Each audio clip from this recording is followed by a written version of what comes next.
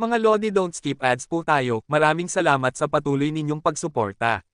Paki-like and share naman dyan mga Lodi. At sa mga gustong mag-donate sa ating GCash or regular na load, mag-comment lang po tayo. Para patuloy tayong makapag-upload ng mga bagong kabanata. Marami pong salamat. Subaybayan natin ang kwento ng isang kabataang nangarap para sa kanyang mga mahal sa buhay. Mula sa pinakamahina tungo sa pinakamalakas. Alamin natin ang kwento ng kanyang buhay. Kabanata 1191 hanggang Kabanata 1200. Kabanata 1191. Ano? Tinitigan ni Hansen si Dragon King at nagtanong, bakit nasa kaliskis mo ang Azure Sutra? Magkaibigan ba kayo ni Azure? Si Dragon King, sa unang pagkakataon, ay hindi nakapagsalita. Unti-unting naunawaan ni Hansen ang nangyari, malamang na traidor si Dragon King. Nag-traidor siya, at ngayon, sa kanyang kasalukuyang kalagayan, natatakot siyang makita ang ibang mga general mula sa panahong iyon. Tiwala ka sa akin. Muli kong hinihiling sa iyo. Nasa sanctuary ng ika-4 na Diyos si Azure King, ngunit alam kong may bakas pa ng kanyang lahi dito sa sanctuary ng ika-3 Diyos. Kung mapapasunod natin ang taong ito na magsanay ng Azure Sutra, maaari nating alisin ang mga baging. Bago pa man matapos magsalita si Dragon King, itinago na siya ni Hansen. Hindi ko kailangan ng tulong mo para mahanap si Azure. Alam ni Hansen ang ibang tao na maaaring magsanay ng Azure Sutra. Naisip ni Hansen kung gaano nakalakas si Zero gamit ang kasanayang iyon. Ngunit nagtataka rin siya kung bakit halos kapareho ng falsified Sky Sutra ang Azure Sutra. At bakit ang mga Shire lang ang lubos na nakakapag-aral nito? Magkakaugnay ba ang lahat ng mga ito? Marami pang dapat pag-isipan ni Hansen. Ang konsepto ay hindi lubos na imposible o hindi kapanipaniwala dahil alam na niya ngayon na ang mga nilalang sa sanctuary ay may kakayahang pumasok sa alliance. Si Bauer ang pinakabagong halimbawa. Ipinanganak siya sa sanctuary, ngunit walang problema siyang makapunta sa alliance at bumalik. Kung ang mga Shire ay mga inapo ng Azure na ito, hindi ba dapat nangangahulugan iyon na makakapasok sila sa mga sanctuary? Ngunit kilalang kilala na hindi nila magawa iyon. Ito ay isang malaking palaisipan para kay Hansen. May isa pang bagay na bumabagabag sa isip ni Hansen, si Baby Ghost. Ano man ang itanong ni Hansen tungkol sa Blood Legion, pareho lang ang sagot na natatanggap niya, hindi ka miyembro ng Blood Legion, kaya hindi ko masasabi sa iyo. Nais na malaman ni Hansen kung bakit dinukot ng Blood Legion si Han Jingji, ngunit gaano man siya kadesperado, ang tanging taong alam niyang makakasagot sa kanya, ay tumanggi. Malubhang nasugatan si Qingjun kasunod ng pagsubok sa mga baging. Ngunit hindi lang pisikal ang pinsala. Anak siya ni Sky King, ngunit hindi nagpakita ng pagsisisi si Sky King sa pagtatangkang ihandog siya kasama ng iba. Nasira ang kanyang puso dahil sa pagkakanulo. Matapos subukan, hindi nagawang gamitin ni Hansen ang kapangyarihan ng falsified Sky ni Zero para alisin ang mga baging. Kaya, sa ngayon, kailangan nilang manatili sa loob ng bote. Kung magagawa ni Hansen na iligtas silang lahat, hindi alam ni Hansen kung susunod ba sa kanya ang mga nilalang at makikinig sa kanyang mga utos. Kaya, nagpasya siyang makipag-usap sa bawat isa sa kanila, at alamin kung aling nilalang ang maaaring kanyang pinagkakatiwalaan. Hiniling ni Hansen kay Moment Queen na ilipat muli ang kanlungan, umaasa na mas papalapit sila sa Holy Sword Shelter. Nasa lugar na iyon sina Exi Chinking at ang Silver Fox. Kilala na ni Hansen ang Thorn Forest, at alam niya kung nasaan ang Holy Sword Shelter. Nag-aalala siya tungkol sa Silver Fox. Labis na namimiss ni Hansen ang pakikisama nito, at malaki ang nararamdaman niyang kawalan dahil sa hindi pagsama nito sa kanyang mga pakikipagsapalaran. Kahit ngayon, paminsan-minsan ay hinahawakan ni Hansen ang kanyang balikat dahil sa maling akala na nasa tabi lang niya ang Silver Fox. Sa ngayon, kailangan munang bumalik si Hansen sa Alliance. Gusto niyang kumuha ng bagong Hyper Geno Art. Dahil sa hindi niya magawa ang pagsira sa salamin, alam niyang kailangan niya ng galaw na may mas malakas na pokus sa kapangyarihan. Mahusay ang saving money, ngunit hindi ito ang pinakamahusay kapag ginagamit sa isang laban ng isa sa isa, lalo na kung malapit ang laban. Bukod pa rito, matapos ang kanyang tunggalian kay Sky King, lalo siyang naintriga sa kapangyarihan ng pagyuko at pagmamanipula ng espasyo. Mayroon din siyang 100 Space Geno Points, kaya naisip niyang walang masama kung susubukan niya ang kakayahan na nauugnay sa elemento ng espasyo. Gayunpaman, hindi gaanong marami ang mga Hyper Geno Arts na nauugnay sa elemento ng espasyo. Mayroon lamang 12 S-class na kasanayan na mapagpipilian niya. At higit sa lahat, mahina ang mga ito. May isa na may pangalang Space Blade, ngunit bahagya lang nitong pinuputol ang mga kaaway. Gusto ni Hansen na magyuko at mabaluktot ng maayos ang dimensyon. Gusto niya ng isang bagay na magbibigay daan sa kanya na mahigpit na hawakan ang tela ng espasyo at manipulahin ito ayon sa kanyang kagustuhan, tulad ng ginawa ni Sky King. Matapos ang mahabang paghahanap, nakita ni Hansen ang isang S-Class Hyper Geno Art na mas nakakuha ng kanyang atensyon kaysa sa lahat. Ang Hyper Geno Art na ito ay tinatawag na hyperspace. Ito rin ay isang medyo modernong kasanayan, at hindi ito nagmula sa mga lumang, maalikabok na teksto. Ito ay isang kasanayan na nagmula sa mga turo at kaalaman ng modernong agham. Malawakang pinaniniwalaan na ang mga tao ay nabubuhay sa isang tatlong-dimensional na katotohanan, ngunit ayon sa teorya ng relativity, hindi iyon ganap na totoo. Ang konsepto ng tatlong dimensyon ng espasyo, kasama ang isang dimensyon ng oras, ay nagbunga ng konsepto ng mga tao na nabubuhay sa isang apat na dimensional na continuum. Ngunit pinaniniwala ang may 11 dimensyon sa kabuuan. Ang hyperspace ay nakatuon ng husto sa time axis. Kaya, ito ay isang Hyper Geno Art na pinakamalapit na nauugnay sa elemento ng oras. Gusto ni Hansen ang kasanayan hindi dahil sa lakas nito, kundi dahil sa kung gaano ito ka-refreshing. Na-inspiration siya nito sa maraming paraan. Ngunit para sa karamihan ng mga tao, ang hyperspace ay mas teorya kaysa sa anumang bagay. Kailangan mo ng mga talento sa oras at espasyo para matutunan ito ng epektibo. Ilang tao lang ang lubos na nakakapag-aral nito, ngunit kahit na nagawa nila, hindi ito gaanong epektibo. Gayunpaman, ang isang Hyper Geno Art tulad nito ay gumagamit ng mga diskarte na hindi kayang gawin ng kahit na ang pinakamababangas na mga nilalang. Naisip ni Hansen na kailangan lang niya ng Space Hyper Geno Art, ngunit nagkamali siya. Mayroon na akong 100 Space King Spirit Geno Points. Si Moment Queen ay nauugnay sa elemento ng oras, kaya kung makakakuha ako ng 100 Time Geno Points mula sa kanya, handa na ako. Magiging bihasa ako sa parehong talento, at matututunan ko ang Hyper Geno Art na iyon. Ipinahinto ni Hansen ang kanyang mga iniisip sandali, at pagkatapos ay nagpatuloy sa pag-iisip, na wala ako sa silong ng lupa sa loob ng ilang taon, tiyak na nakakuha siya ng maraming Geno Points sa panahong wala ako. Marahil ay patas lang na ibahagi niya ang kayamanan. Narito ang salin sa Tagalog ng iyong ibinigay na teksto, habang pinapalitan ang Hansenador at Senador ng Hansen. Kabanata 1192. Hindi na binili ni Hansen ang hyperspace sa huli dahil hindi pa niya nakukuha ang perpektong bilang ng Time King Spirit Geno Point. Gusto pa rin niyang bumili ng Hyper Geno Art na simple, hindi masyadong magarbo, at mataas ang pinsala. Ngunit napagpasyahan niyang maaari niyang hintayin iyon sa ngayon para makapag-usap siya kay Moment Queen tungkol sa paghiram ng Time Geno Points. Pagbalik sa kanlungan, tumalon si Bauer mula sa likod ng puting oso para umupo sa balikat ni Hansen. Nakasuot siya ng cowboy boots, cowboy hat, at may malaking aviator sunglasses. Pinatang ulo nito ni Hansen at pumunta sa Marshall Hall. Doon, nilapitan ni Hansen si Moment Queen at sinabi, may natutunan akong bagong teknik. Gusto mo bang mag-ensayo? Masyado akong mahina. Bakit hindi mo na lang tanungin ang iyong blue dinosaur na tulungan ka? Sabi ni Moment Queen. Masyado siyang malakas para sa akin, kaya hindi ako makakapag-ensayo sa kanya. Bukod pa rito, gusto kong makipag-ugnayan sa iyo, sabi ni Hansen. Kumurap ang mga mata ni Moment Queen na nagpapahiwatig na madali siyang mabuli ni Hansen. Ibinaba ni Moment Queen ang kanyang ulo at sumagot, sige. Tinanong ni Hansen, narinig mo na ba ang isang taong tinatawag na The King? Oo, narinig ko na, agad na sagot ni Moment Queen. Sa kanyang puso, ang pagbanggit lamang ng pangalang iyon ay nag-udyok sa kanya na isipin, ang hari na balang araw ay magiging isang napakadakilang emperador. Gumagamit ba siya ng kasanayan na may kinalaman sa mga barya? Tanong ni Hansen. Sa tingin ko ay oo, sabi ni Moment Queen.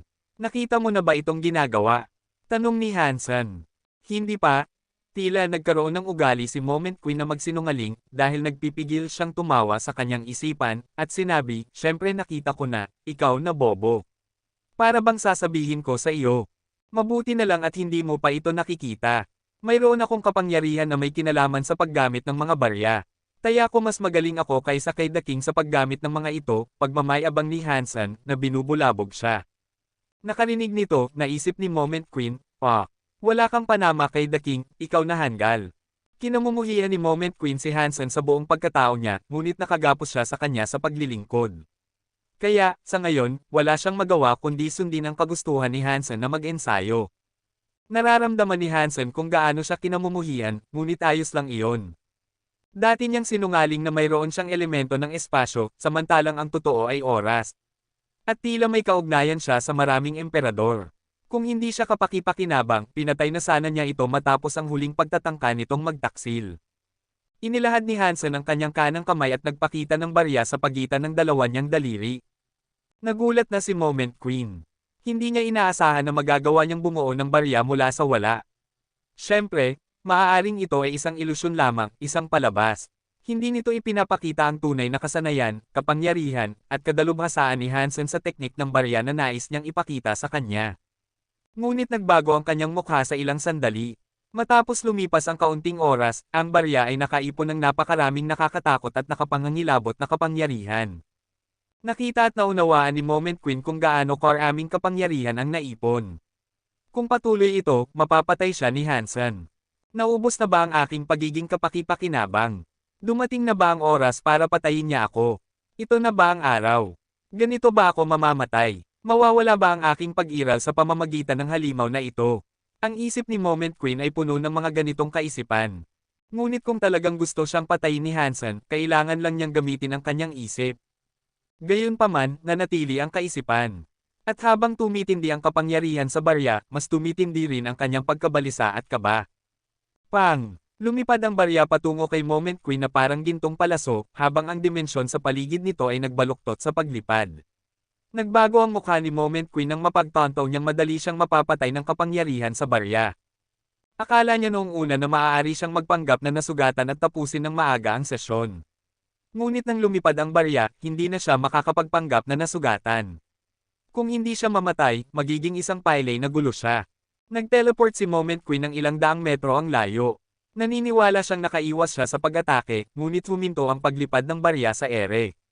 Umikot at umikot ang barya na parang sinusubukang ibalik siya dito.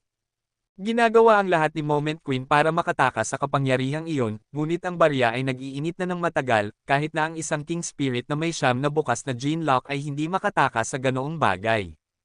Nakita niyang hinihila siya patungo sa barya, alam niyang mamamatay siya sa sandaling mahawakan niya ito. Talaga bang gusto niya akong patayin? Ginamit ni Moment Queen ang kanyang kapangyarihan para pabagalin ang lahat sa paligid niya.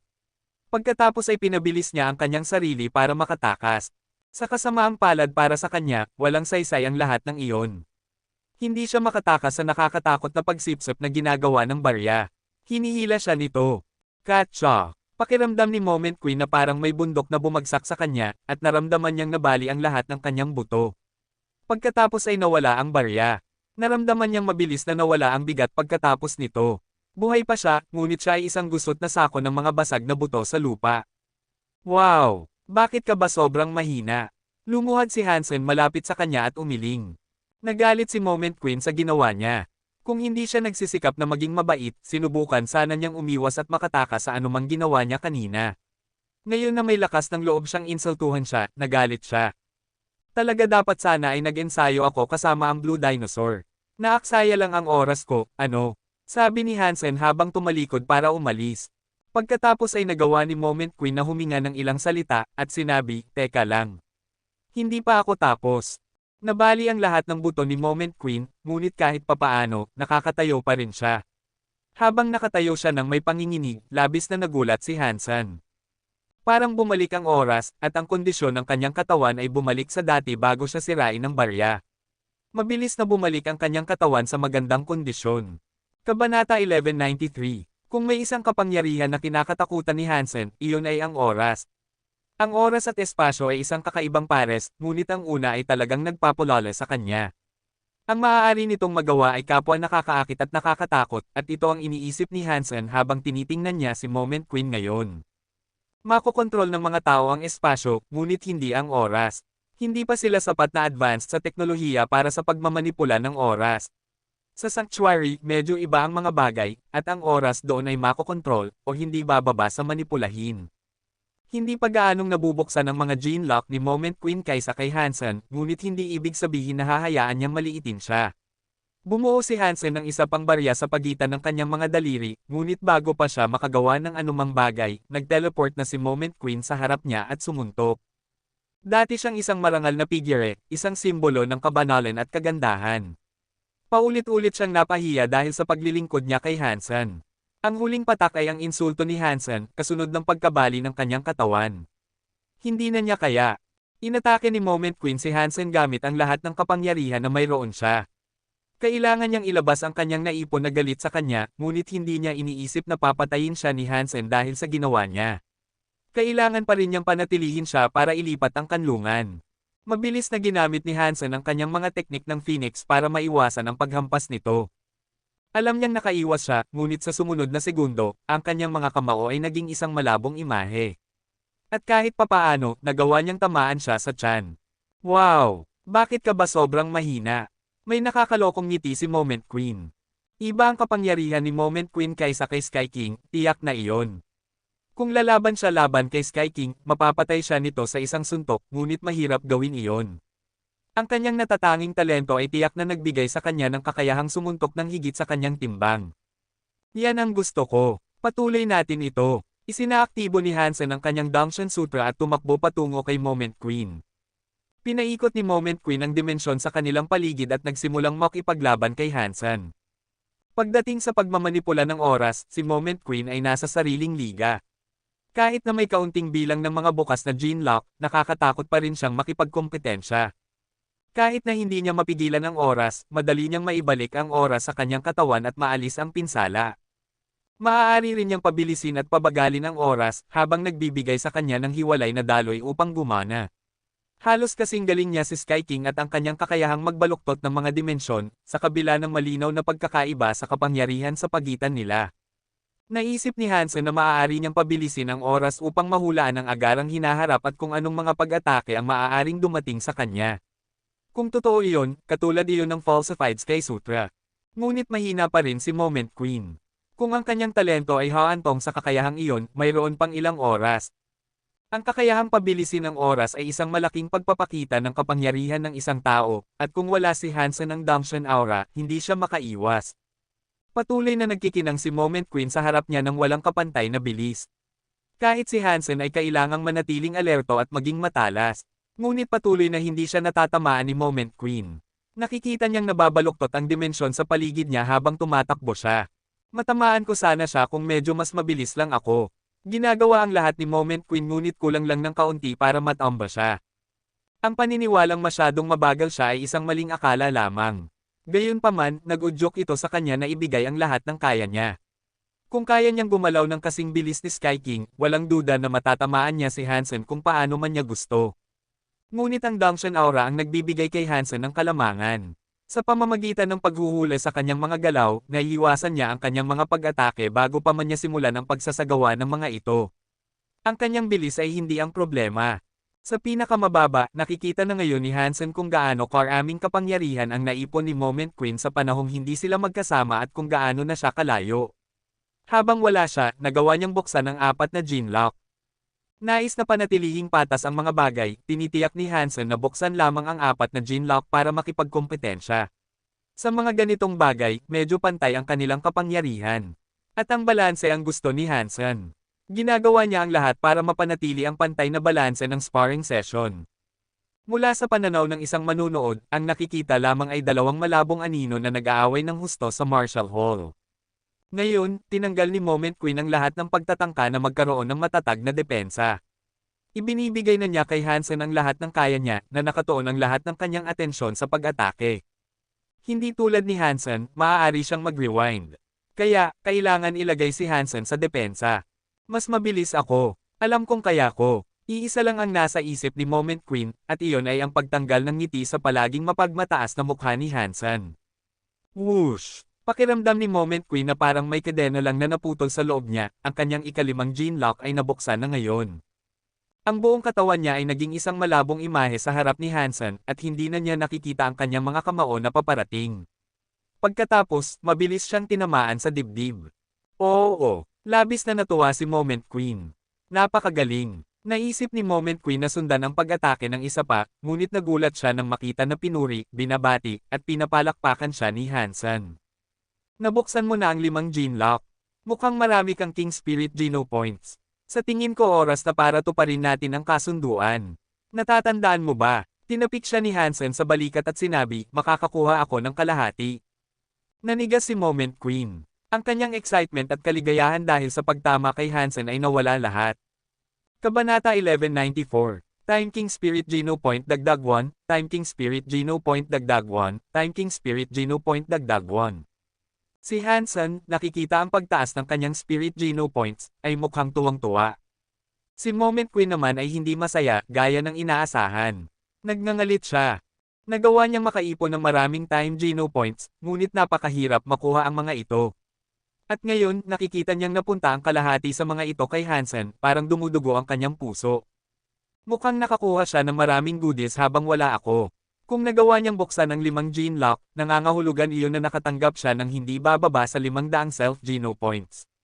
Duda ako kung kaya ng ordinaryong King Spirit na makamit ang ganoong bagay sa loob ng napakaikling panahon, naisip ni Hansen, habang pinag-iisipan ang sitwasyon ni Moment Queen. Nakakahiya lang na nag-sign sila ng kontrata. Nangangahulugan ito na hindi siya makakapagbigay sa kanya ng higit sa 100 Geno points. Kung si Moment Queen ang may hawak ng kontrata at nagmamay-ari kay Hansen, walang limitasyon. Ngunit, sa malinaw na mga dahilan, hindi ilalagay ni Hansen ang kanyang sarili sa ilalim ng kontrata sa kanya. At sa ngayon, sapat na ang 100 Geno points. Nang tumingin si Moment Queen kay Hansen, may apoy ng pagpatay sa kanyang mga mata. Ngayong nagawa na niyang makuha ang 100 Time King Spirit Geno Points, nagawa ng simula ni Hansen ang paglikha ng kanyang sariling kasanayan. Kayang gayahin ng Dangshan Sutra ang mga kapangyarihan ni Sky King at Moment Queen. Ngunit 6 lang ang bukas na tier ng Dangshan Sutra.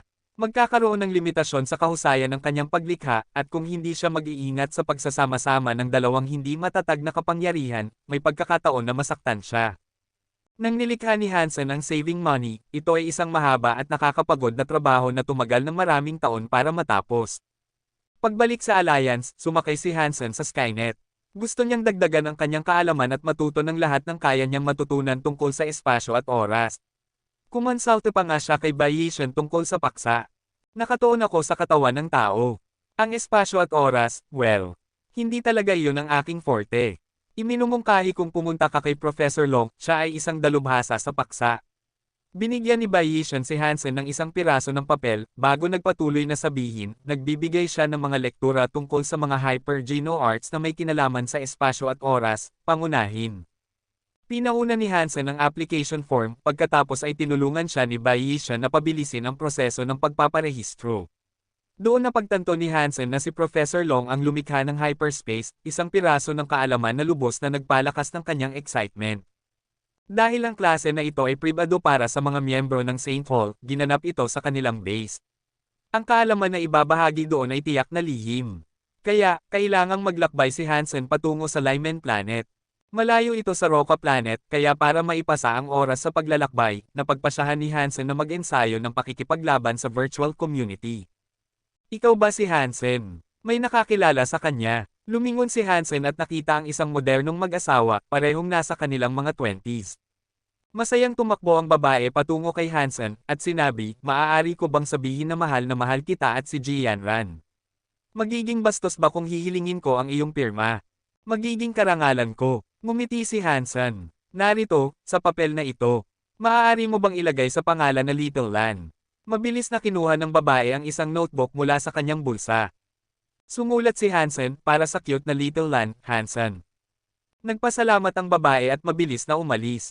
Hindi ko alam na may mga babaeng tagahanga ako. Natuwa si Hansen pagkatapos nito, kaya naglakad-lakad siya ng may ngiti sa kanyang mga labi. Ngunit pagkatapos, nakarinig siya ng isang usapan. Bakit mo hiniling ang pirma niya? Alam mo namang hindi na siya nakakapamuhay, di ba? Sabi ng kanyang kasintahan. So, sa tingin ko maganda siyang tao, sabi ng babae. Bata pa, malinaw na hindi sang-ayon ang lalaki. Nakarinig nito si Hansen, hindi naman siya gaanong nag-aalala. Hindi siya santo, at alam niyang hindi lahat ay magugustuhan siya. Pumasok si Hansen sa holographic machine para mag-ensayo ng pakikipaglaban at maipasa ang oras. Ang Lyman ay nasa labas ng sistema ng Alliance, kaya magtatagal ng kalahating buwan ng paglalakbay para makarating siya doon. Marami sa oras na iyon ay ginugol sa virtual fighting. Ngunit nawalan agad ng interes si Hansen dito. Ang bawat laban ay madali, at matapos manalo sa bawat laban ng walang kahirap-hirap, naging manhid at nabagot siya. Hindi niya sana ginugol ang oras doon kung may mas magagawa siya. Habang aalis na sana si Hansen para manood ng balita, nakatapat siya sa isang taong medyo kakaiba. Na-impress si Hansen sa pangalan ng lalaki. Ikaapat na tao sa alliance, kawili-wili. Ngumiti si Hansen nang makita niya ang tag. Kung ito ay, kung ano-ano number 1, hindi sana siya na-impress. Ngunit ito, nagbigay ng impresyon na hindi siya isang taong nagsasalita ng kalokohan. Ang taong ito ay nagpapakita ng pakiramdam na totoo. Tingnan natin kung gaano kalakas ang taong ito. Tumawa si Hansen sa kanyang sarili. Nasa social matchmaking si Hansen, ngunit may mga ranggo na naglalaro. Makakamatch lang siya sa mga taong may parehong antas, kaya sa kasong ito, iba pang mga surpasser. Nang pumasok si Hansen sa arena, hindi siya nag-atubiling sumugod patungo sa kanyang kalaban at naglabas ng isang sunod-sunod na pag-atake. Nang hamupa ang alikabok, nagulat si Hansen sa resulta. Matagumpay na naharang ng kalaban ang bawat isa sa kanyang mga pag-atake. Ang taong ito ay dapat na espesyal dahil walang ibang makakablock ng mga pag-atake ni Hansen tulad niyan. Ginugol ni Hansen ang susunod na 10 minuto sa pag-atake, ngunit nagulat siya nang makita na matagumpay na naidepensa ng kanyang kalaban ang bawat pag-atake. Nagulat si Hansen, at naisip niya, talagang kakaiba ang taong ito. Hindi naman nagbagal ang mga kamay ni Hansen. Sa halip, bumilis lang ang mga ito. Narito ang salin sa Tagalog ng iyong ibinigay na teksto, habang pinapalitan ang Hansenador at Senador ng Hansen. Kabanata 1195. Pumasok si Fang Mingquan sa virtual community at nagpadala ng mensahe kay Yuan Zufeng. Na-schedule ni Fang Mingquan ang isang interview kay Yuan Zufeng, at sa kabila ng katotohanang makakapagkita lang sila sa loob ng virtual community, napakasaya pa rin niya para sa okasyon. Si Yuan Zufeng ay isang demigod teacher, at napakasikat niya, kaya nakakuha siya ng titulo na tutor ng Alliance. Ang pangunahing larangan ng kanyang pagtuturo ay nasa mga Hyper-Geno Arts. Hindi siya mismo ang lumikha ng anumang Hyper-Geno Arts, ngunit nag-formulate siya ng mas simpleng mga uri ng ilan sa mga mas komplikadong mga makikita. Sa ganoong paraan, ang mga hindi masyadong matalino ay makakapag-participate pa rin, matuto, at maging mas malakas. Malawak ang impluwensya ni Yuan Zufeng, at nakakuha siya ng malaking respeto sa paglipas ng mga taon. Napakasikat niya, kaya mas maraming kredito ang natatanggap niya kaysa sa mga orihinal na may akda ng mga Hyper-Geno Arts. Ngunit sa paglipas ng mga taon, nakatulong ang kanyang mga serbisyo sa napakaraming tao, kaya hindi naman ito hindi nararapat. Ipinagmamalaki at pinarangalan si Fang Mingquan na binigyan siya ng pagkakataong maka-interview ng isang taong may ganitong prestihiyo. Gayunpaman, nagulat si Fang Mingquan sa ilang sandali. Nakatanggap siya ng tugon sa mensahe na ipinadala niya, at ang sagot ay hindi inaasahan. Pasensya na, nasa isang laban ako ngayon, magiging available ako sa ilang sandali. Kinumpirma ni Fang Mingquan ito sa kanyang online status, kaya dahil wala siyang ibang magawa, napagpasyahan niyang manood. Medyo mausisa si Fang Mingquan kung sino ang nakikipaglaban, na maaaring nagpaantala sa kanya, kaya naisip niya, si Old Yuan ay nakikipaglaban. Maaari bang isa pang demigod? Maaari bang si Zuo Donglei? Tiningnan niya ang kanyang kalaban at napansin na itinago nila ang kanilang ID. Alam ni Fang Mingquan ang ID ng bawat taong kilala, ngunit dahil hindi niya makita ang kanilang ID ngayon, hindi niya alam kung sino ang kalaban ni Yuan Zufeng. Nakatago rin ang imahe ng mukha ng kalaban. Kaya, ang tanging matututunan ni Fang Mingquan tungkol sa taong iyon ay ang hugis ng kanilang katawan. Habang naglalaban ng husto ang dalawa, humiga si Fang Mingquan at nagpahinga. Napansin niyang nagdedepensa ng husto si Yuan Zufeng. Hindi naman ito nakakagulat. Sa katunayan, normal lang ito para kay Yuan Zufeng. Nang sumali siya sa matchmaking, ginawa niya ito para magturo. Hindi kailanman nakikipaglaban ang isang kalaban na may handering manalo, ginagawa niya lang ito para makaharap ang mga taong may lakas at turuan sila. Sa paraan ng pagtatanggol ni Yuan Zufeng, maaari ko lang isipin na ang kanyang kalaban ay nasa mas mababang tier, napansin ni Fang Mingquan. Matapos ang ilang sandali ng panunood, isang unti-unting pagkabigla ang nagsimulang baguhin ang kanyang pananaw. Dahil palagi siyang nanunood ng mga laban at nagkaroon ng mahusay na kasanayan sa pag-aanalisa, nagsimula niyang mapagtanto na perpekto ang mga pag-atake ng kalaban ni Old Yuan. Walang bahid ng kamalian na makikita sa kanyang mga kakayahan sa pakikipaglaban. Bago si Old Yuan, halos imposible na manatiling perpekto at walang kamalian sa loob ng 5 minuto. Si Yuan Zufeng, kahit na ang kanyang panlabas na kilos ay hindi nagpapahiwatig nito, ay mas nagulat pa kaysa kay Fang Mingquan. Akala niya ay makakapagpahinga siya ng kaunti, mabilis na makikipagmatch sa maraming tao bago ang interview. At sa kapangyarihan ni Yuan Zhufeng, ang pagtatapos ng isang laban kapag gusto niya ay hindi dapat mahirap. Patuloy siyang nagtatanggol laban sa kanyang baliw na kalaban, sa pag-asang makakita ng kamalian na mabilis niyang mapapakinabangan. Ngunit may 15 minuto pa bago magsimula ang interview, kaya hindi naman siya late. Unti-unting naging pagkabigla ang sorpresa ni Yuan Zhufeng at bahagyang nagpapawis. Nahihirapan siyang paniwalaan kung gaano kagaling at may talento ang kanyang kalaban. Ang fitness ay laging mapapabuti sa pamamagitan ng pagtaas ng Geno points, gaano man ang paraan ng pagkuha o pagkonsumo nito. Ngunit ang mga kakayahan ng isang tao sa pakikipaglaban ay ibang bagay, at kailangang matutunan ng maayos. Hindi gumagamit ng anumang espesyal ang kalaban, ngunit talagang gumalaw siya na parang tubig. Para siyang isang laso ng sutla sa isang mahinang simoy, gumalaw ng may kagandahan at walang bahid ng kamalian. O marahil mas katulad siya ng isang makina na program upang magsagawa ng isang galaw ng may katumpakan at kagalingan ng isang computer, walang kamalian o pagkakamali ng tao. 20 minuto na ang lumipas, at hindi nakakita si Yuan Zhufeng ng kahit isang kamalian. Itatapos na sana niya ang laban dahil malapit nang matapos ang timer, ngunit napagtagumpayan ang kanyang pagkamausisa. Gusto niyang makita kung gaano katagal ang kanyang kalaban bago magkamali. Ang mga pagkakamali ay hindi maiiwasan, at ito ay isang kamalian ng kalagayan ng tao. Lahat ay nagkakamali, ngunit ang kanyang kalaban ay talagang espesyal. Talagang gusto ni Yuan Zhufeng na makita kung gaano katagal ang kanyang kalaban. Hindi alam ni Hansen na nakikipaglaban siya sa isang demigod, ngunit parang wala siyang nararating, at ang bawat pag-atake ay walang saysay. Sobrang lakas, naisip ni Hansen sa kanyang sarili. Ngunit ang madaling panalo ay nakakapagod sa kanya bago ito, at ang isang magandang hamon ang eksaktong gusto niya. Medyo kinikilig siya kay Yuan Zhufeng.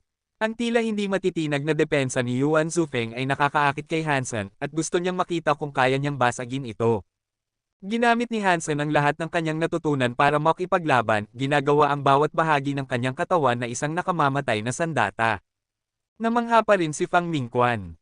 Para bang nanunood siya ng isang visual, nakikipaglaban na textbook na nagising, na may isang rehearsal at choreograph na laban na parang masyadong maganda para maging totoo. Ang taong nasa pag-atake at ang taong nasa depensa ay parehong perpekto sa lahat ng kanilang ginagawa. Ang mga kasanayan at teknik na ginagawa ay hindi gaanong espesyal, ngunit ang dalawa sa kanila na magkasama sa perpektong maayos na pakikipaglaban ay kapansin-pansin na kakaiba at walang katapusang nakakaakit panoorin. Ito ay isang tunay na palabas na masaksihan, walang duda.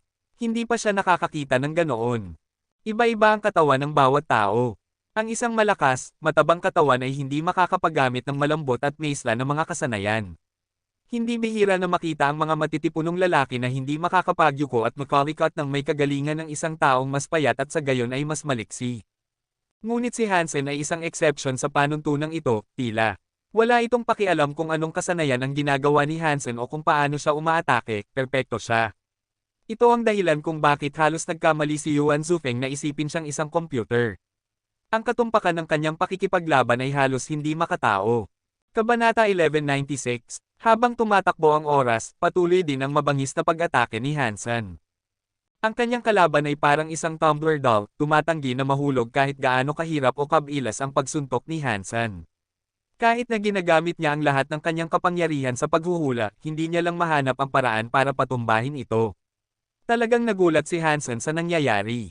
Ganoon din ang pagkabigla ni Yuan Zhufeng. Isang oras na silang naglalaban ng ganito, at hindi pa nagkakamali si Hansen o nagkaroon ng galaw na may kamalian. Binabawasan ni Yuan Zhufeng ang kanyang sariling mga kakayahan upang tumugma sa kanyang kalaban, ngunit nagsisimula na siyang mag-alala. Malakas si Yuan Zhufeng, ngunit tao pa rin siya. Kahit siya ay maaaring magkamali pagkatapos ng isang mahaba at matinding sesyon na nangangailangan ng ganap na konsentrasyon. At habang naghihintay siya ng pagkakamali ng kanyang kalaban, nagsisimula siyang magkaroon ng hinala na ito rin ang hinihintay ng kanyang kalaban. Pareho silang nasa laro, naghihintay kung sino ang unang magkakamali. Hindi na itinuring ni Yuan Zhufeng si Hansen na isang junior. Seryosong nakikipaglaban siya hanggat kaya niya at itinuring siyang isang tunay na hamon. Kailangan gamitin ni Yuan Zhufeng ang lahat ng kanyang kapangyarihan para manatiling malakas, at kailangan niyang patuloy na gawin iyon kung gusto niyang manalo. Namangha si Fang Mingquan. Dapat lang itong isang casual, social match, hindi niya inaasahan na manood ng isang balls to the wall, high-octane match na tulad nito, dahil sa mga pangyayari. Sa gitna ng nakakabulag na hanay ng mga kasanayan na patuloy na ginagamit, nakilala lang ni Fang Mingquan ang isa sa 10. At bago pa siya matapos na kumurap para kilalanin ang isang kasanayan, isa pang sunod-sunod na pag-atake at mga kasanayan sa pagtatanggol ang ibinato.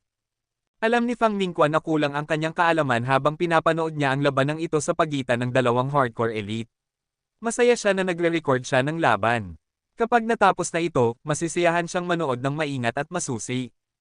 Kahit na hindi siya gaanong nakikipaglaban, palaging isang kahangahangang katangian ni Fang Mingquan na hindi kailanman nawala ang kanyang pagkahilig sa pakikipaglaban. Nakakaengganyo ito sa kanya, sa kabila ng kanyang kakulangan sa pakikilahok. Nakakatakot panoorin ang laban, at pinapanatili nitong nasa gilid ng kanilang mga upuan ang mga manunood. Ito ay isang laban na nangangailangan ng patuloy, tumpak na paggamit ng lakas at tibay upang mapanatili ang isang status quo na maaaring bumuho sa anumang maliit na maling kalkulasyon. Ang sinumang manunood ay makakaalam nito, at pinupuno nito ang kapaligiran ng pakiramdam ng takot at pagkabalisa. Isang pag-atake, sinusundan ng isang depensa, sino man ang unang magkamali ang talo. Matapos ang 3 oras, walang pagbabago. Ngunit ang mahinang pawis ni Yuan Zufeng ay naging pawis na. Ang labanang ito ay hindi na nakakapagod sa katawan, nakakapagod ito sa isip. Patuloy na hindi nagpapakita ng anumang palatandaan ng emosyon ng tao ang kanyang kalaban, at patuloy itong umaatake ng may malamig na pagkamatay ng isang makina na ginawa para sirain. Nagsisimula ng matakot si Yuan Zufeng na hindi na niya kaya, at anumang oras ay magkakamali siya. Sino ba ang taong ito? Sino ang may ganitong napakalaking kapangyarihan at tibay? Naisip ni Yuan Zufeng sa kanyang sarili. Kilala niya ang marami sa mga elite na naninirahan sa Alliance, ngunit ang kanyang kalaban ay hindi isang taong kilala niya. Gaano man niya airak ang kanyang isip, hindi niya lang maisip ang sinumang umaangkop sa bill. Ngunit hindi rin niya iniisip na siya ay isang walang kwenta. Ang sinumang may ganitong kapangyarihan ay dapat na may ilang uri ng katanyagan. Nandoon si Fang Mingquan, nakatitig ng husto sa nakalipas na 3 oras. Ganoon pa rin siya ka-captivated. Gayunpaman, nagsisimula na siyang mapagod, mas higit pa sa mga manlalaban na talagang nakikipaglaban. At habang iniisip ni Fang Mingquan na ang labanang ito ay magpapatuloy sa isa pang kawalang hanggan at isang araw, isang pagsabog ang narinig. Ginamit ni Yuan Zufeng ang kanyang mga braso para harangan ang papasok na kamao, ngunit nang hamupo ang alikabok, natalo siya. Imposible. Naharang niya ang suntok, pero, natalo siya. Ang mukha ni Fang Mingquan ay nagbaluktot sa isang ekspresyon ng lubos na kawalang paniwala. Nakikita ang virtual body ni Yuan Zufeng sa labas ng battleground, kailangang agad tanungin ni Fang Mingquan, Old Yuan, nagkaroon ka ba ng glitch? Ngumiti ng mapait si Old Yuan at sumagot, natalo ako. Hindi lang siya malakas ang katawan, ang malaking kapangyarihan ay nasa bawat aspeto ng taong iyon. Malakas siya sa pangkalahatan. Hindi lubos na sigurado si Fang Mingquan kung ano ang sinasabi sa kanya. Hindi na nagpaliwanag pa si Old Yuan. Sa halip, nagpadala siya ng imbitasyon sa kanyang kalaban para humiling ng pagkikita. Sino ang iyong kalaban? Alam mo ba, isa ba siyang demigod? Naniniwala si Fang Mingquan na ang kanyang kalaban ay dapat na isang taong may katulad na antas. Ngumiti si Old Yuan at umamin, hindi ko alam kung sino siya, ngunit maniwala ka sa akin kapag sinabi kong siya ay isang surpasser lamang. Isang surpasser. Nagulat si Fang Mingquan, at bahagyang naniniwala na nagsisinungaling ang kanyang mga tainga. Higit pa sa isang sorpresa na marinig na natalo ni Old Yuan ang isang surpasser, kahit na pinapahinan niya ang kanyang sarili para makipagkompetensya. Nais pang magsalita si Fang Mingquan, ngunit bigla na lang dumating ang kalaban para batiin sila. Napakasigla mo. Ang pangalan ko ay Yuan Zufeng, maaari ba tayong maging magkaibigan para makalaban muli tayo balang araw? Ngumiti ng mahinahon at taos-puso si Yuan Zufeng. Nagulat si Hansen. Alam niya kung sino si Yuan Zufeng, ngunit hindi niya inaasahan na siya ang taong nakalaban niya sa nakalipas na 3 oras. Pinapalagay ko ang iyong mga papuri. Ipinakita ni Hansen ang kanyang ID at pangalan, pagkatapos ay idinagdag niya ito bilang kaibigan. Lubos na nirerespeto ni Hansen ang kanyang mga nakatatanda, lalo na ang mga nagbigay ng malaking serbisyo sa sangkatauhan sa kanilang panahon. Hindi rin tumututol si Hansen na sabihin sa mga tao na gumaling na siya. Ikaw ba si Hansen? Hindi sinasadyang sumigaw si Fang Mingquan, habang si Yuan Zufeng sa tabi niya ay malalim pa rin sa pag-iisip. Nakakagulat na makita siya roon na nakikipaglaban ng ganoon, dahil maraming demigod ang naniniwala na ang kanyang kondisyon ay hindi na maayos. Kahit na hindi pa sila nagkakakilala noon, alam na alam ni Yuan Zufeng kung sino siya. Gumaling ka na. Tanong ni Yuan Zufeng na halatang nagulat. Halos. Ngumiti si Hansen. Gusto niyang magsabi pa, ngunit bigla siyang nag-disconnect mula sa Skynet at nawala. Babala. Babala. Ang universe ay nasa ilalim ng pag-atake. Lahat ng mga pasaherong nasa universe, pakipuntahan ang evacuation terminal. Nag-disconnect ang hologram at pagkatapos ay bumukas ang lahat ng pinto. Mula sa labas, ang malakas na tunog ng sirena ang nagpatayo sa lahat at nagdulot ng takot. Boom! Naalog ang barko na tinatawag na universe na nagdulot ng pagkalat ng lahat ng bagay. Para bang may bumangga sa barko. Boom! Boom! Boom! Patuloy ito na parang paulit-ulit na nagpapaputok ng kanyon sa barko. Kabanata 1197. Nag-iingay at nanginginig ang barko ng husto habang nagmamadaling nagsisiksikan ang mga pasahero sa kanilang pagtatangkang makarating sa panic terminal. Sa kabutihang palad, karamihan sa mga tao sa barko ay mga tao na may magandang antas ng fitness. Hindi sila nababahala at hindi natinag sa biglaang pagbomba mula sa isang kaaway na puwersa. Bago pa man makalabas si Hansen sa hologram lobby, nakita niya ang babaeng humingi sa kanya ng pirma na lumabas kasama ang kanyang kasintahan. Pareho silang bata, at wala pa sa kanila ang nagiging evolver. Dahil sa kanilang kawalan ng karanasan, nahihirapan silang manatiling kalmado sa harap ng isang pangyayaring tiyak na sumire sa kanilang araw. Lumapit si Hansen sa kanila, nais na gabayan sila patungo sa ligtas na lugar.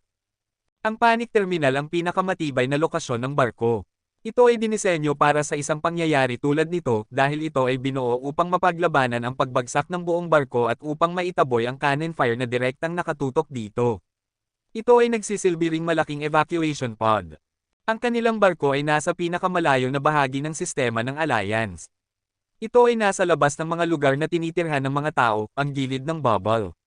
Hindi ito malapit sa Sharia, ngunit ito ay isang hindi gaanong na-explore, bihirang bisitahin na bahagi ng Black. Madalas maglakbay ang mga interstellar pirates sa mga ganitong disyerto na bahagi ng espasyo, kaya ang pag-atake na ito ay hindi isang ganap na sorpresa. Kailangang lumihis ang universe mula sa landas na sinusundan nito. Kung magpapatuloy ang mga bagay, maaaring magtapos ito ng masama. Kung inaatake sila ng mga pirata, malamang na magiging maayos sila. Mga magnanakaw ang mga pirata, at kung sasakay ang universe, gusto lang nilang magnakaw ng mga mahahalagang bagay. Ngunit may isang sikreto si Hansen na hindi alam ng lahat. Kasama niya ang Black Beetle, at magagamit niya iyon para makapasok sa espasyo at madaling sirain ang mga umaatake. Kahit na ang sikat na pirata na si Minotaur ay may 3 barko lamang na Star Class.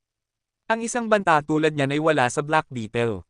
Ngunit sa ngayon, sasaklawin ni Hansen ang mag-asawa sa kanilang pagmamadali patungo sa ligtas na lugar. Biglang, isang sobrang laking pagsabog ang tumama sa barko. Nabuo ang isang butas sa hull na nagdulot ng malaking pagsipsip na humihila ng lahat palabas sa espasyo. Hindi makakaligtas ang mga surpasser sa espasyo, tanging ang mga demigod lang. Hindi nakahawak ang mag-asawa sa anumang bagay upang maiwasan ang kanilang paghila palabas sa Black. Mukhang malabo ang pag-asa na mabuhay, at nasaksihan ni Hansen ang sakit at pag-unawa sa kung ano ang darating sa kanilang mga ekspresyon. Hindi niya hahayaang mawala sila. Pumasok si Hansen sa Sockstream, nagsuot ng armor at isang wingbeast soul para tulungan siya. Pagkatapos, inisaaktibo niya ang kanyang siyam na gene lock ng Blood Pulse Sutra. Sa puntong ito, nahatak na ang mag-asawa sa labas ng barko. Sigurado silang darating ang kamatayan para sa kanila. At dahil gumagalaw pa rin ang barko, sa bilis na kanilang nararanasan, parang imposible silang makabalik sa loob. Patuloy silang nagpupumigla sa pagtatangkang mahawakan ng isang bagay, ngunit hindi nila magawa. Sa espasyo, ang kanilang mga buhay ay nasa awa na ngayon ng kapalaran. Ngunit pagkatapos, isang pulang anino na may mga pakpak ng dragon ang kumurap sa kanilang mga mata. Sa gitna ng kanilang pagkabigla sa nangyari, nahihirapan silang maunawaan ang anumang bagay. Ngunit isang pamilyar na bagay ang lumitaw sa harap ng bawat isa sa kanila. May isang kamay, isa para sa bawat isa sa kanila na mahawakan.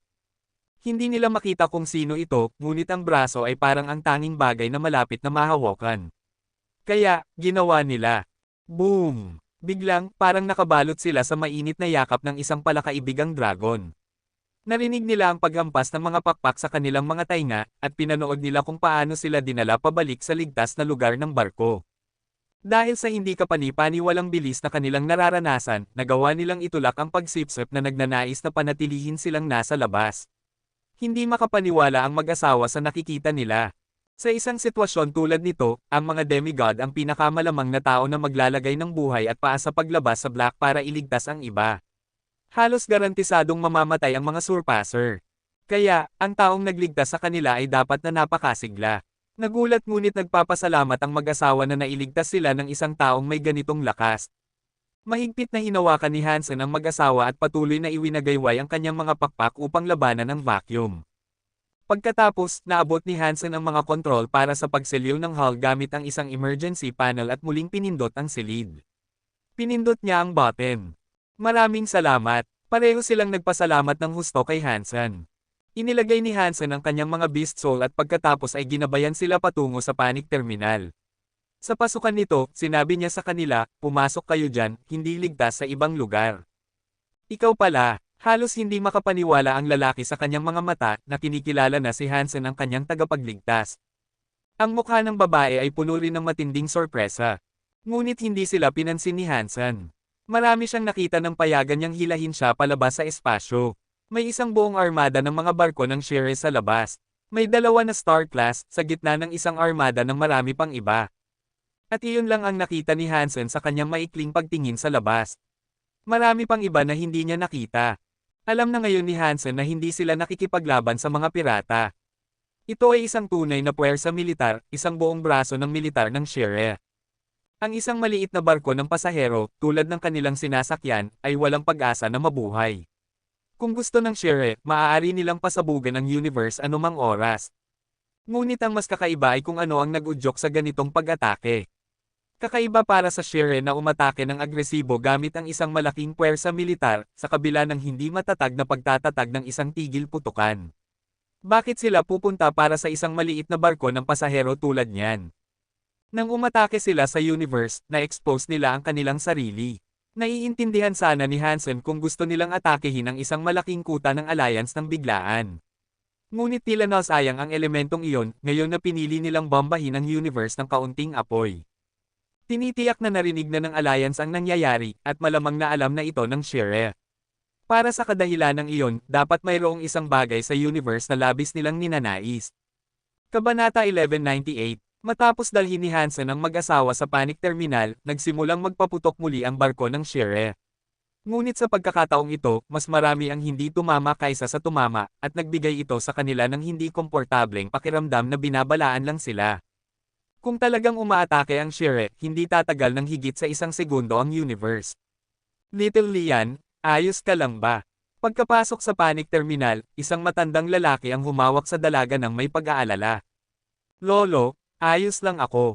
Niligtas ako ni Hansen at ni Ling Yuan, sabi ng dalaga. Same time na nagpasalamat ang matandang lalaki kay Hansen, ngunit mas marami ang nasa isip ni Hansen ngayon, at wala siyang oras para makipag-usap pa at makipagpalitan ng mga formalidad. Naiintindihan niya ang sitwasyon ng mas mabuti kaysa kanino man, nais niyang tanungin ang kapitan kung ano ang dinadala ng barko sa cargo docks. Bago umalis si Hansen, isang tao ang lumapit kasama ang ilang iba pang mga tao. Ang taong ito ay nakasuot ng uniforme ng isang kapitan, at sinabi niya, Old Shoe, nakapalibot sa atin ang Shire.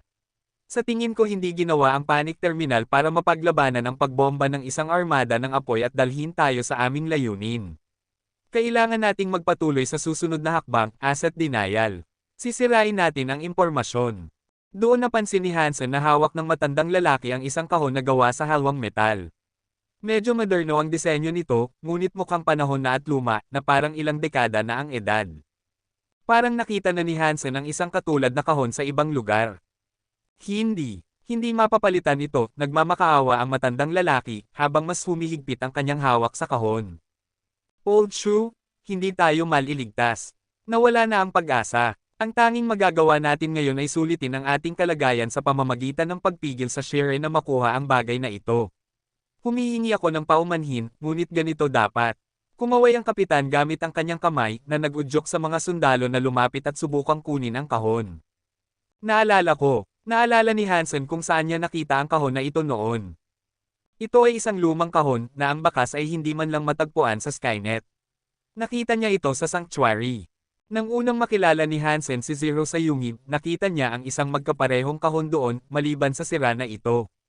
Tinitingnan ng kahon na nasa harap niya, alam ni Hansen na pareho sila ng modelo. Naalala rin ni Hansen na nakakita siya ng isang Geno solution at ilang impormasyon sa loob nito.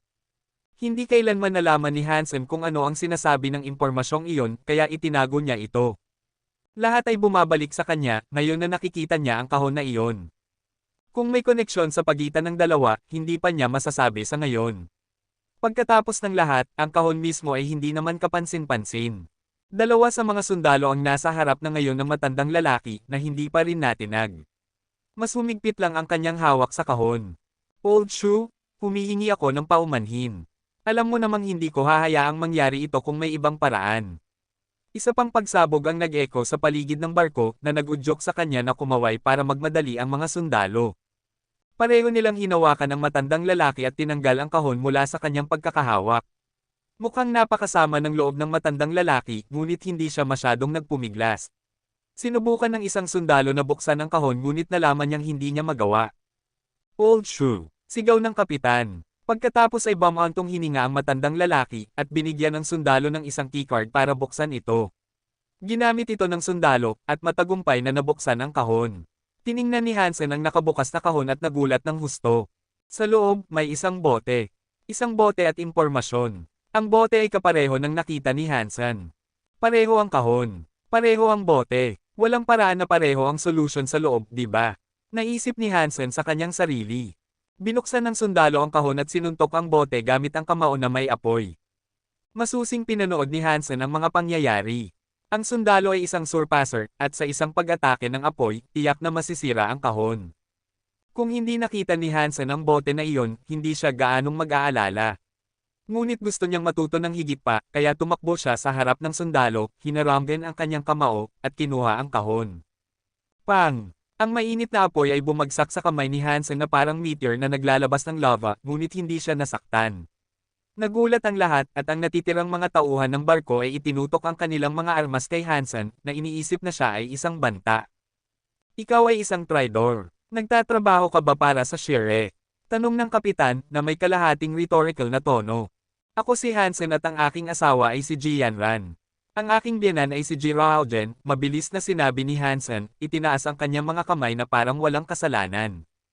Hindi iniisip ni Hansen na masyadong masasaktan siya ng mga laser gun, ngunit ayaw niyang ipagsapalaran ang pakikipaglaban sa mga tao.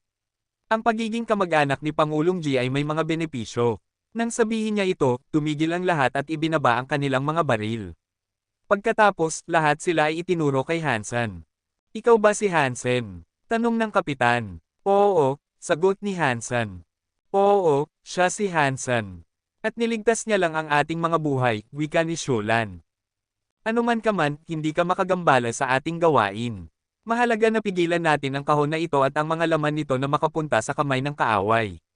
Dapat nating sirain ito, sigaw ng kapitan. Nakikita ang paraan ng pag-uugali ng kapitan, mukhang hindi siya gaanong mag-aalala, kahit na ang ama ng Pangulo ang ama ni Hansen. Ang kanyang gawain ay sirain ang kahon at ang mga laman nito, at hindi niya hahayaang may makahadlang sa kanya. Boom! Isa pang pagsabog ang narinig, habang isang malaking butas ang nabutas sa hull ng panic terminal. Sasakay na ang Shire. Kabanata 1199. Ang mga Shire na sumakay sa barko ay pawang nakasuot ng parehong armadura. Ang mga aspeto na kadalasang naghahayag ng kanilang antas, tulad ng mga sungay at mukha, ay nakatago. Isa lang sa kanila ang namumukod tangi sa karamihan. Nakasuot siya ng armadura na mas kaakit-akit at mas nakakatakot tingnan. Marahil, ang figurang ito ang leader. Ang mga Shire sa unahan ay may hawak na energy shield. Ang mga tao sa loob ay pawang nagmukhang dismayado, iniisip na papatayin silang lahat ng walang awang Shire na dumating para sa kanila. Ang kanilang mga mukha ay nagniningning sa takot at kawalan ng pag-asa. Kinagat ng kapitan ang kanyang ngipin at pinaputukan ng baril ang kahon na nasa pag-aari pa rin ni Hansen. Alam ni Hansen na gagawin niya ito, kaya mabilis siyang kumilos at iwasan ang pagtama ng bala sa target. Pang! Tumama ang laser beam sa lupa, nagbubuo ng isang marka ng paso. Kung ibibigay ko ito sa iyo, pipalabasin mo ba ako? Tanong ni Hansen sa Shire boss, itinaas ang kahon. Nagalit ang lahat sa ginawa niya, hindi inaasahan na si Hansen, sa lahat ng tao, ay magtataksil sa kanila ng basta-basta. Ang kanilang mga mukha ay nagniningning sa galit at pagtataksil. Maghimagsik na basura. Patayin siya. Hindi natin dapat hayaang makuha ng Shire ang kahon na iyon, utos ng kapitan ng walang pag-aalinlangan, na nag-udyok sa lahat na itutok ang kanilang mga armas kay Hansen at subukang barilin siya. Ang mga laser ay tumama kay Hansen na parang mga bituin na dumadaan, ngunit kaunti lang ang nagawa nitong pigilan siya. Nagawang umiwas, mag-dodge, mag-bob, at mag-weave si Hansen sa bawat pagbaril. Ang kanyang mga galaw ay puno ng kasanayan at bilis. Kumaway ang cheerleader, sinasabi sa kanyang mga tauhang may hawak na shield na protektahan siya. Pang! Pang! Pang! Ang natitirang mga laser hits ay tumama sa energy shield. Hindi sapat ang lakas ng mga pagbaril para masira ito. Isang barko ng pasahero lang naman ito. Ang mga pinakamataas na teknolohiyang armas ay hindi ibinibigay sa mga karaniwang tauhan ng cruise. Tumakbo si Hansen sa gitna ng karamihan ng Shire, nais na ibigay ang kahon sa leader. Ang kanyang mga mata ay nagniningning sa determinasyon. Ibibigay ko ito sa iyo kung ililigtas mo ang aking buhay, sabi ni Hansen na may nanginginig na boses. Ang kanyang mga mata ay nagniningning sa takot at pag-asa. Kinuha ng leader ang kahon mula kay Hansen nang may kitang-kitang tuwa. Ang kanyang mga mata ay nagniningning sa kasakiman. Ang paghahanap sa kahon ay nagdulot sa kanila ng maraming problema at kalungkutan. Masaya silang makita na ibinigay ito sa kanila ng isang tao. Hindi gaanong nag-aalala ang leader kay Hansen. Sa tingin niya, mukhang bata at mahina ang tao. At dahil gusto ng mga tao na patayin si Hansen ng husto, nakapagsabi siya na hindi ito isang pagkukunwari. Sinunod ng leader ang kanyang mga likas na ugali, na nagsasabi sa kanya na tunay na nais tumulong si Hansen kahit na para sa kanyang sariling kapakinabangan. Hindi niya iniisip na may sama ng loob si Hansen. Isang kaawa-awang tao, naisip ng leader. Ngunit nagbigay ng serbisyo sa kanya si Hansen. Tinanggap ng leader ang kahon, ngunit sa sumunod na sandali, isang tansong punyal ang tumusok sa dibdib ng Shire. Katsa! Hindi nagawang magbigay ng sapat na depensa ang armadura na suot niya laban sa lakas ng pagtama na iyon.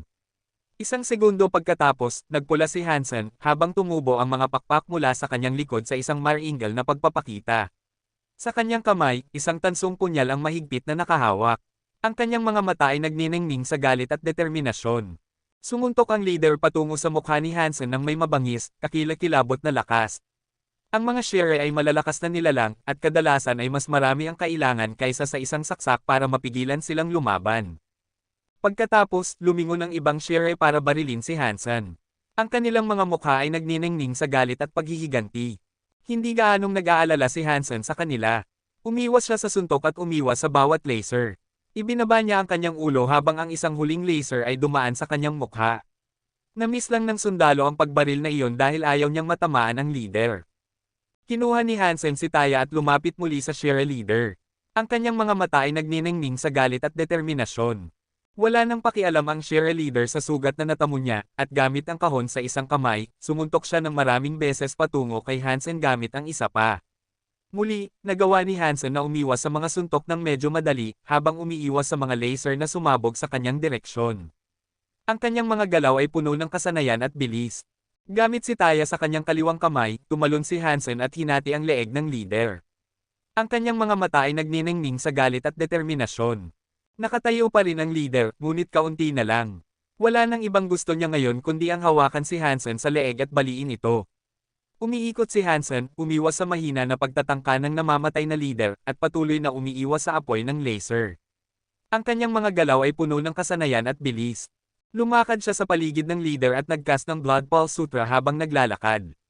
Ang kanyang mga mata ay nagniningning sa galit at determinasyon. Bumalik si Taya para magukit ng isang kanal sa kabilang kalahati ng leeg ng leader. At sa pagkakataong ito, ang buong ulo ay umalis sa nanginginig na katawan. Lumipad ito pataas sa kalangitan, nag-iiwan ng dugo sa silid habang naglalakad. Ang kanyang mga mata ay nagniningning sa galit at determinasyon.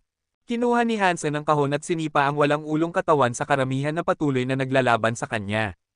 Lahat ng ito ay nangyari sa loob ng maikling panahon, at ang mga tao na nanunood ay halos walang oras para makilala ang nangyari.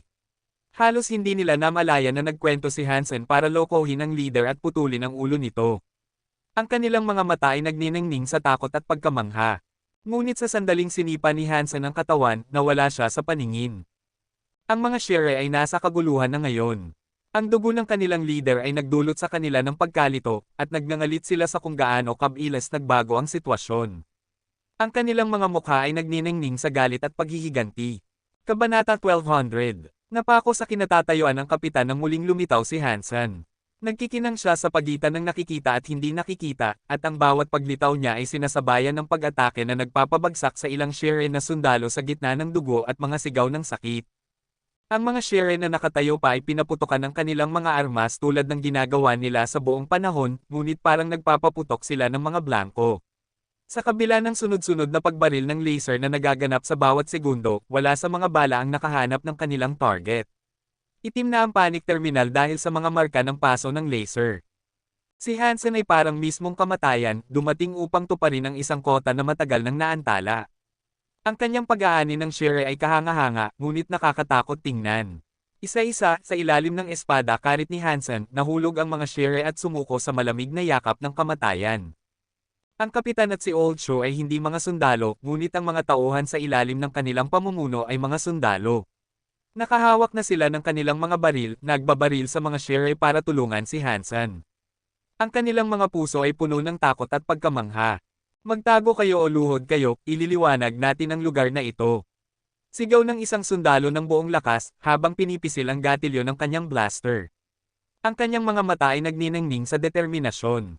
Ang kapitan, mga gwardya, at mga pasahero ay umatras at nagtago.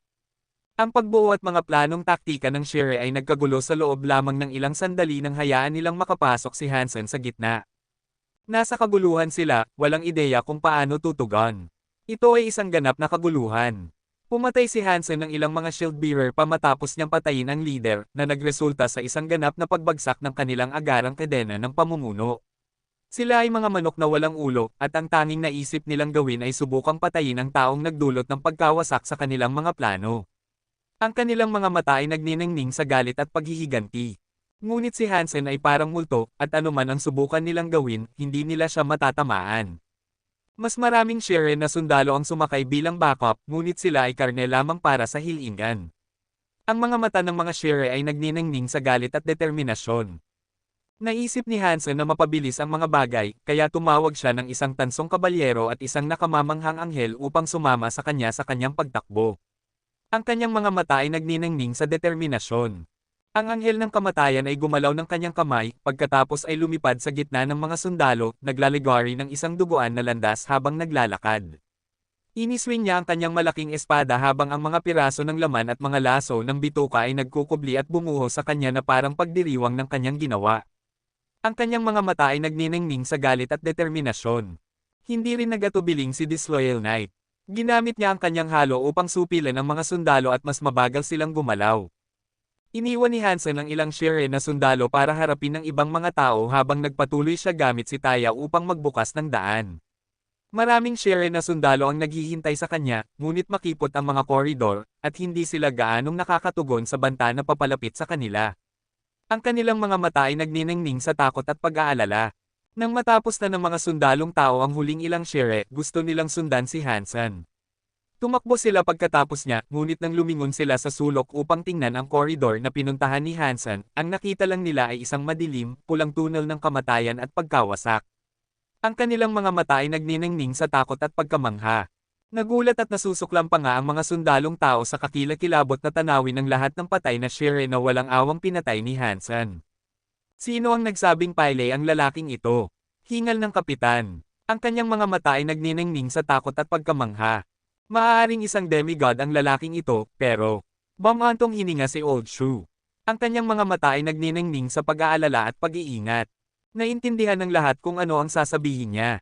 Gaano man kalakas si Hansen, ang mga Shire na kanyang pinapatay ay isang bahagi lang ng malaking fleet. Ang barko ay napapalibutan pa rin ng isang armada at hindi mabilang na libo-libong Shire. Kung hindi makukuha ng Shire ang gusto nila, mapapahamak ang universe. Kahit si Hansen ay hindi makakaligtas sa espasyo, kaya nasa malaking panganib pa rin sila. Ang kanilang mga mata ay nagniningning sa takot at pag-aalala. Papatayin ko silang lahat hanggat kaya ko, seryosong sabi ng isang sundalo. Hanggat humihinga siya, hindi siya tatakbo. Lalakad siya sa bunganga ng impyerno mismo kung nangangahulugan iyon ng pagbili ng mas maraming oras hanggat maaari at pagbaba ng isang grupo ng mga Oxmen kasama niya. Ang kanyang mga mata ay nagniningning sa determinasyon. Tumakbo ang dalawang sundalo pababa sa koridor, tinapakan ang mga nahulog na Shire habang naglalakad, masyadong marami ang nakakalat sa sahig para maiwasan ito. Nang lumingon sila sa susunod na sulok, ang parehong kakilakilabot na tanawin ang sumaubong sa kanilang mga mata. Ang kanilang mga mata ay nagniningning sa takot at pagkamangha. Sinundan sila mula sa likuran ng kapitan at mga pasahero. Parang gusto nang magsuka ni Ling Yuan nang makita niya ang gawa ni Hansen. Ang isang nakakapanindig balahibong halo ng takot at excitement ay umiikot sa tiyan ng lahat habang tinatahak nila ang mga pasilyong iyon ng kamatayan. Ang kanilang mga mata ay nagniningning sa takot at pagkamangha. Pinatay ni Hansen lahat ng ito. Tanong ni Ling Yuan. Ang kanyang mga mata ay nagniningning sa takot at pagkamangha. Ang isang taong hindi niya pinaniniwala ang espesyal ay biglang naging isang Diyos ng kamatayan. Marami siyang pinatay sa isang nakakatakot na paraan, ngunit hindi maiwasang humanga si Ling Yuan kay Hansen sa paglaban niya sa mga Shire.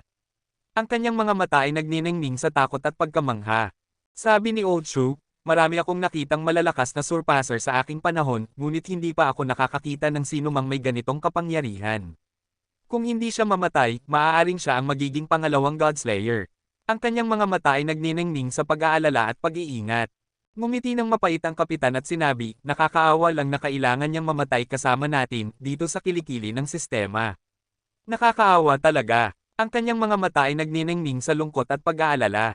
Umusad ang dalawang sundalo sa unahan ng tahimik. Hindi nila makita si Hansen, ngunit madali silang sumunod sa mga natitira sa kanyang pagdaan. Sa wakas, isang pinto ang hamarang sa kanilang daanan. May bintana sa tabi nito, at nang tumingin sila sa loob, nakita nila ang boarding craft na nakakabit sa universe sa pamamagitan ng butas na kanilang binutes sa hull. Ngunit wala pa ring nakikitang Hansen. Nasaan siya? Saan siya nagpunta? Tanong ni Shulan, habang hinahanap ng kanyang mga mata ang limitadong tanawin na ibinibigay ng mga bintana. Ang kanyang mga mata ay nagniningning sa pag-aalala at pag-iingat. Espasyo ang nasa labas. Kung hindi mo siya makita, natatakot ako. Ang malungkot na mungkahi ng sundalo ay nawala ng hindi natapos, ngunit alam ng lahat ang ibig niyang sabihin. Ang kanilang mga mata ay nagniningning sa takot at pag-aalala. Tingnan! Sigaw ng isang pasahero mula sa observation deck. Tumingin ang lahat kung saan nakaturo ang pasahero. Ang kanilang mga mata ay nagniningning sa takot at pag-aalala. Lahat sila ay lumapit para samahan siya dahil nasira ang radar at kailangan nilang gamitin ang kanilang mga mata kung gusto nilang malaman kung ano ang naghihintay sa kanila sa labas sa Black.